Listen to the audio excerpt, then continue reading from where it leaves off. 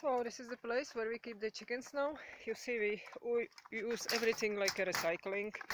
We don't really want to spend the money. We just want to use the things what we have. You see the old saucepan which are not possible to use in the house anymore. So because they were broken, you know, scratch or something. This is the original house which is here like at least 10 years.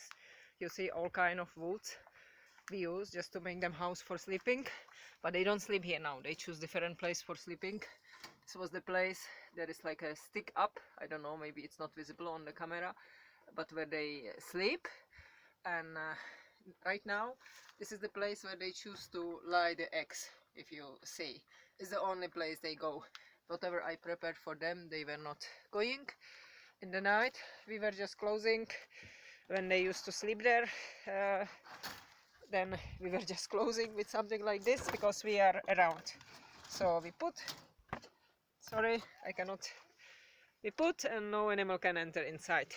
So this was the original house we were using many years, and really, you know, from just wood, we didn't buy anything for it, from everything old, and we keep them inside the fence. You see, I prepared many places around, like to hide the barrels that they would have place to lay the eggs, and they never went inside.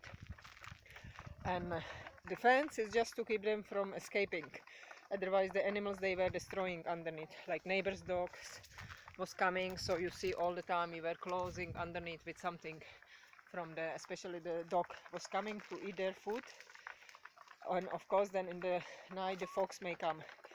Right now, last year we made for them another house from old fridge.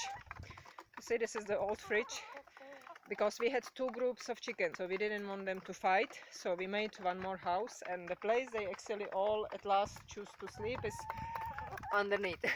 So they go underneath, and we just close with the old briquette in the night, so the fox may not enter.